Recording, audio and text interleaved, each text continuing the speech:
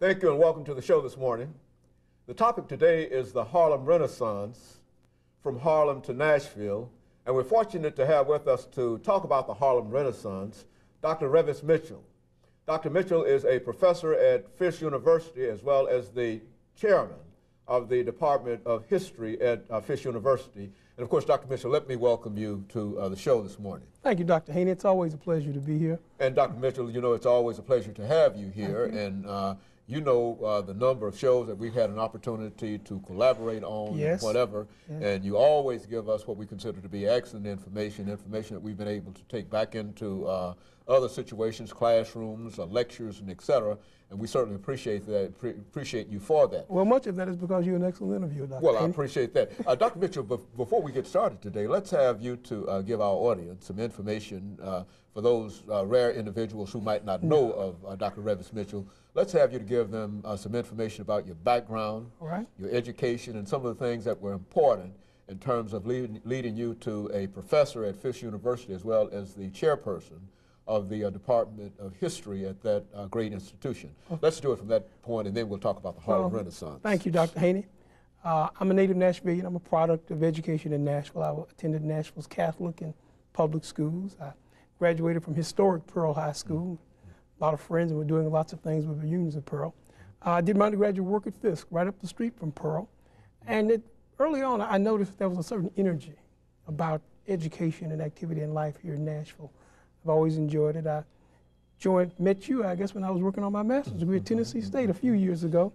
I did the doctorate at Middle Tennessee State and postdoctoral studies at Harvard. So hopefully Nashville has provided me with an education where I can now serve in the classrooms at Fisk. I taught at several other institutions, but I think that the challenge remains the same and it remains important, providing a basis for an education.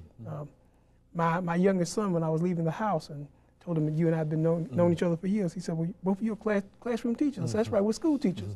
He said, well, Dr. Haney is famous, but he's a school teacher. That's a more honorable profession than a teacher. So, yes, it is. So you understand how yes, it is.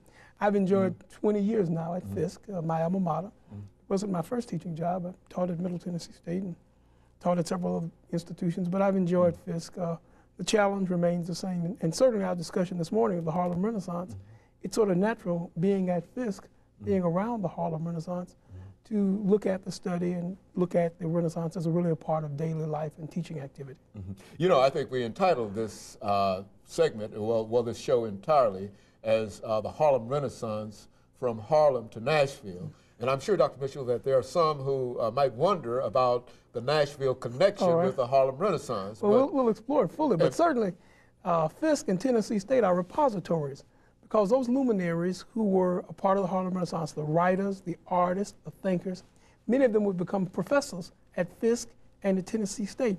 And the influence of what they were doing, their work, would certainly become a part of the guiding curriculum and the sort of institutional image of both of these institutions in Nashville, the Athens of the South.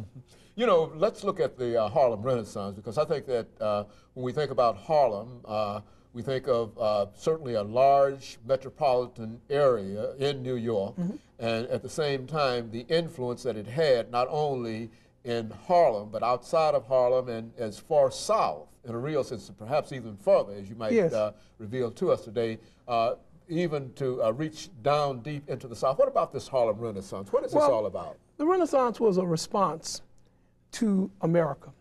It was African Americans, Negroes, colored people, finally responding to America. It was responding to the art and culture of America. What the Renaissance said is